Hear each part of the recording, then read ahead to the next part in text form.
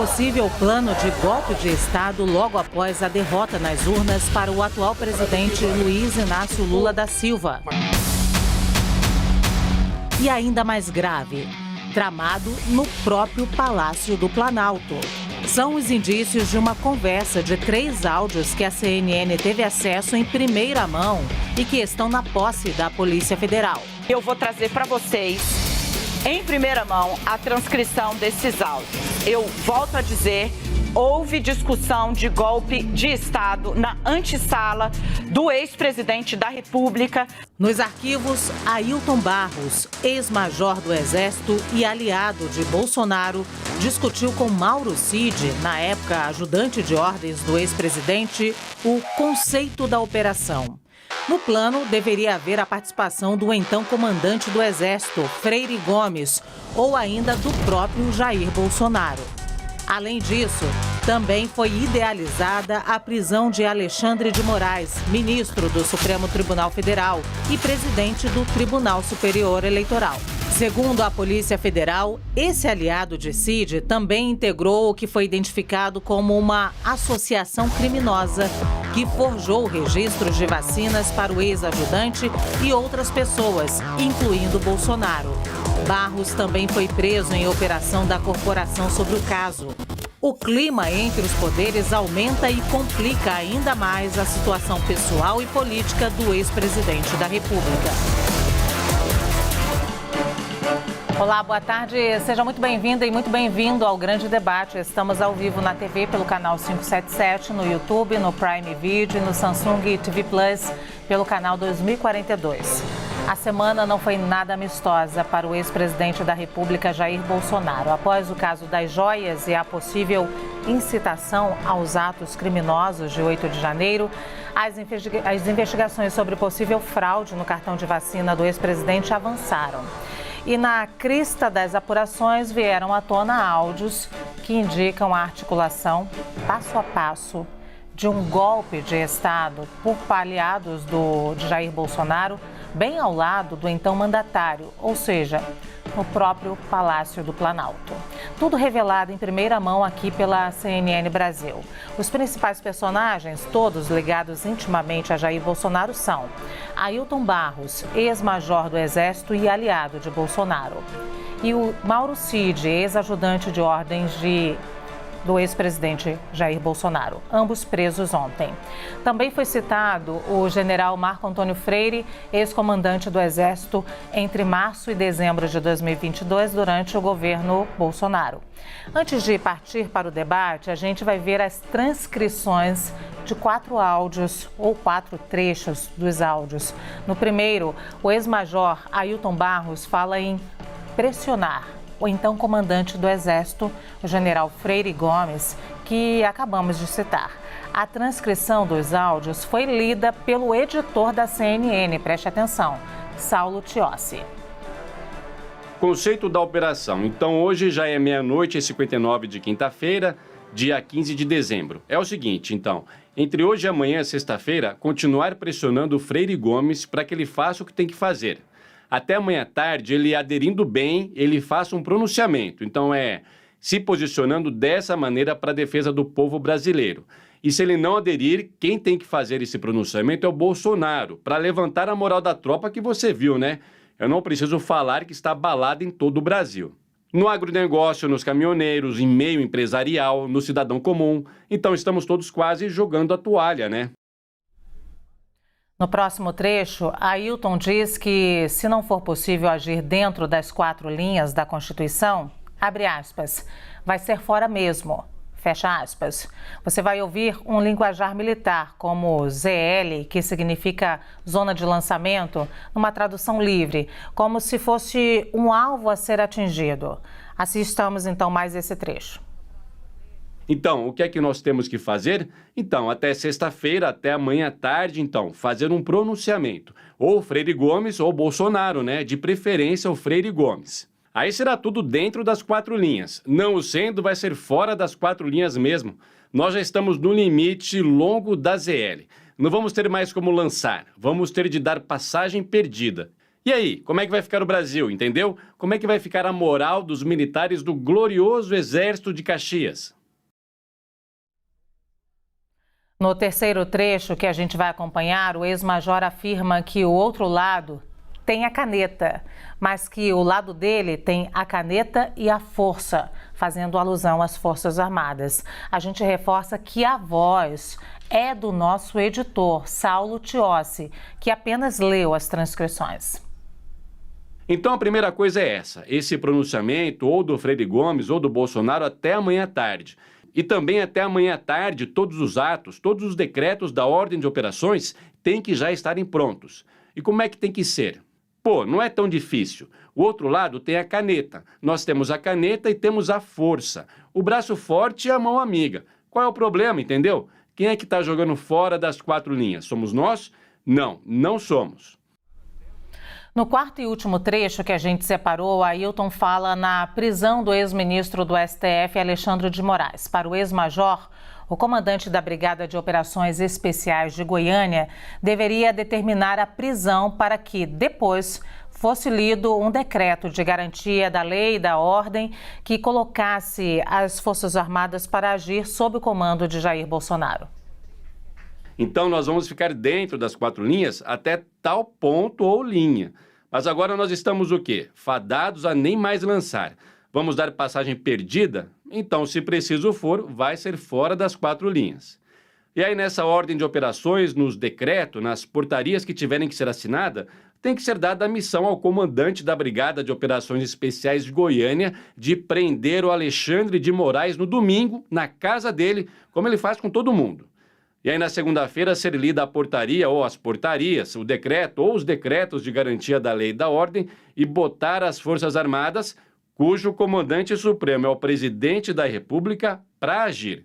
Senão, nunca mais nós vamos limpar o nome do glorioso Exército de Caxias. É isso aí. A CNN está tentando contato com a defesa de Ailton Barros. Procuramos também os advogados e representantes de Mauro Cid, Jair Bolsonaro e Freire Gomes e estamos esperando o retorno. Dados e fatos jogados na mesa, vamos aos nossos debatedores. Hoje estão comigo a Samantha Maier, que vai aqui ter essa discussão harmoniosa com Zé Eduardo Cardoso. Boa tarde, muito bem-vindos os dois. Eu vou começar dessa vez pela Samantha. Os áudios são mais uma prova, Samantha, de articulação de golpe? Bom, boa tarde, Luciana. Boa tarde, ministro Zé Eduardo.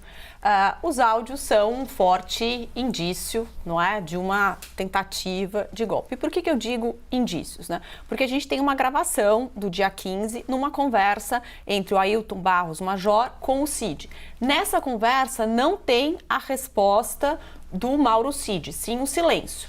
Nesse trecho, ele convoca a participação não só do comandante do Exército, um general, portanto superior a ele, que é major, e do presidente da República. Mas nesses trechos não mostra qual foi o comportamento nem do presidente da República, nem do major, que tudo indica foi de silêncio ou talvez até de contrariedade. Ou seja, a gente precisa investigar e é necessário investigar o que efetivamente o ex-presidente e o comandante do Exército sabem e se isso chegou efetivamente até o conhecimento deles, porque ambos não se manifestaram e não tivemos nenhum golpe nesse período. É claro que a fala é extremamente desastrosa. Usar garantia da lei e da ordem, que é o artigo 142 da Constituição, não se faz possível. E olha que tem uma interpretação do artigo 142 igual à do professor Ives Gandra, no sentido de que o presidente da República pode convocar as Forças Armadas, mas para manter a lei e a ordem. Só que em nenhum momento a lei e a ordem do nosso país restou ameaçada após período eleitoral. Ou seja, as Forças Armadas só podem atuar para cumprir a Constituição e não para ir contra a Constituição da República. Não há que se falar aqui, sem o menor cabimento, em prisão do ministro Alexandre de Moraes, em derrubar, né, a ordem constitucional. Os áudios, então, por si só, são fortes indícios, mas, neste momento, de tudo que nós tivemos informação, ainda não comprometem diretamente nem o general e nem o presidente Bolsonaro e, até o momento, ressalvo, nem o Major Cid Mauro, porque não tem a resposta dele. Nós não sabemos se ele repreendeu o Major nesses áudios ou se ele foi contrário ou simplesmente se ele ficou quieto. Mas, por si só, não representam o comprometimento do ex-presidente nem do comandante do Exército à época. Muito bem, vou fazer a mesma pergunta para o Zé Eduardo Cardoso. Os áudios são mais uma prova de articulação de golpe? Eu não tenho a menor dúvida que é uma prova que fecha cada vez mais o quebra-cabeça. Vamos entender esses áudios no contexto em que eles se apresentam. Em primeiro lugar, Jair Bolsonaro foi deputado há muitos anos e não poucas vezes defendeu a ditadura. Chegou inclusive a dizer que se ele fosse a presidente da República, ele daria um golpe. Segundo, como presidente, ele busca ter toda uma política para cooptar setores das Forças Armadas, fazendo algo inédito, levando muitos militares para serem submetidos ao seu controle hierárquico. Terceiro, ele, desde a eleição anterior que ele ganhou, ele acusava a legitimidade das eleições. Vamos lembrar, Jair Bolsonaro dizia que teria que ter ganho no primeiro turno de Fernando Haddad e que apresentaria provas em uma semana. Nunca apresentou. Nesta eleição em que disputaria com Lula, veio o tempo inteiro afirmando que as máquinas eleitorais não coletariam corretamente os votos, questionando a justiça eleitoral com uma vacina deslegitimadora prévia do processo eleitoral. Mais tarde, se descobre que houve inclusive um rascunho de um decreto de golpe que estava arquivado pelo ministro da Justiça. Sai o resultado, Bolsonaro perde e ele fica quieto. Ele não reconhece a vitória, ele fica em silêncio. Naquele momento, se tramavam várias coisas que estamos descobrindo agora. Ou seja, começavam a falar antes da posse do presidente Lula em como se dar um golpe, como pressionar o general do Exército naquele momento. Aquele próprio ajudante de ordens ia ser colocado em Goiânia para chefiar a unidade do Exército. Goiânia, que é próxima de Brasília. Jair Bolsonaro viaja para os Estados Unidos repentinamente, não passa a faixa para não reconhecer nenhuma legitimidade às eleições e aí estoura no dia 8 de janeiro uma movimentação que evidentemente atingia a democracia do Brasil e caracterizava, obviamente, uma tentativa de golpe de Estado. Depois desse dia 8 de janeiro, há aquela postagem que ele faz, e uma postagem em que ele diz, não, eu estava dopado com remédios naquele momento. E agora liga-se tudo isto com estes áudios. É muito difícil dizer que esses subordinados de Jair Bolsonaro estavam conspirando um golpe por conta própria. É muito difícil dizer que isso não se explica por todo esse contexto fático que vem daquilo que Jair Bolsonaro sempre propôs e sempre afirmou. Ou seja, o cerco se fecha. Dificilmente Bolsonaro conseguirá sair de uma acusação de que tentou claramente violentar o Estado democrático de direito e cometeu um perjúrio sobre a Constituição que ele efetivamente dizia que iria cumprir quando tomou posse como presidente. Samanta, todo esse contexto exposto aqui pelo Zé Eduardo Cardoso é extremamente desfavorável, acho que a gente pode até afirmar, ao ex-presidente Jair Bolsonaro.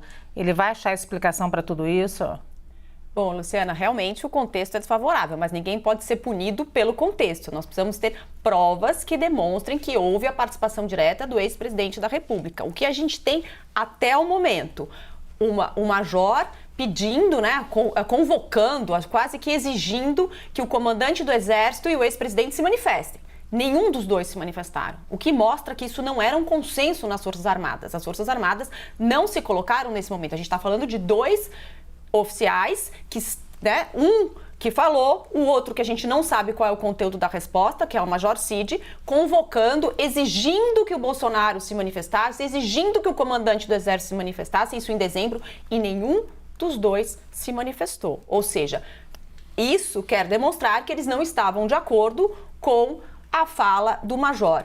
Um outro aspecto que eu acho importante é que o silêncio do Bolsonaro não pode ser considerado como crime, né? O direito de permanecer calado é um direito que está assegurado na Constituição. É claro que não é isso que se esperava de um presidente da República que perdeu uma eleição. Não é também democrático, digamos assim, ele não ter passado a faixa para o novo presidente. Mas isso é uma questão de decisão e liberdade individual dele, mas que não compactua. Eu acho que num regime democrático temos que aceitar o resultado das urnas. Questionar o processo eleitoral, eu acho que tudo pode ser questionado e criticado. Mas, uma vez terminado o processo e o presidente sendo eleito, temos que concordar com o resultado. Agora, eu fico pensando aqui a dificuldade da legislação penal no sentido de que os dois crimes seriam a abolição violenta do Estado Democrático de Direito e a própria ideia de golpe, né? Mas o tipo penal exige que seja mediante violência ou grave ameaça,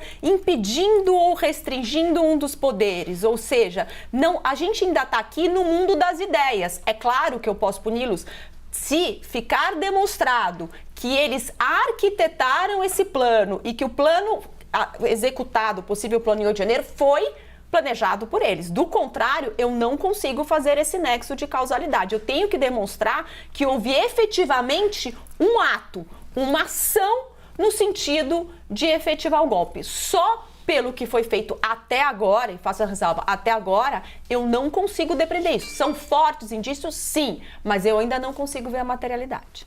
Zé Eduardo. Há certos delitos que você aprecia a tipificação pelo conjunto de indícios que formam a convicção da sua prática. Por exemplo, eu não posso exigir recibo de propina para caracterizar um ato de corrupção. Eu tenho que verificar tudo o que cerca o episódio, os fatos, para eventualmente ter configurado ou não o ato de corrupção. Neste caso, me parece claro que todos os indícios apontam para isto. Houve ato? Houve. Dia 8 de janeiro, a invasão. Jair Bolsonaro tinha saído propositalmente do país, possivelmente para poder sair, orientou essas mesmas pessoas que articulavam o golpe, que faziam parte da organização golpista, para que adulterassem os registros das vacinas. E tudo isso está no mesmo contexto, ou seja, as mesmas pessoas. Vamos dar um golpe de Estado. No dia 8 de janeiro, temos uma grande manifestação, o povo invade, o governo será obrigado, para manter a ordem, a acionar as Forças Armadas virão a nosso favor e eu, Jair Bolsonaro, volto nos braços do povo. Vamos prender o Alexandre de Moraes, vamos prender os socialistas. É evidente que este é o plano. Os indícios agora estão se fechando, cada vez mais. A minuta de decreto do Anderson Torres, tudo isto caracteriza a tentativa de golpe da articulação, de acordo com aquilo que o presidente da República, Jair Bolsonaro, sempre defendeu.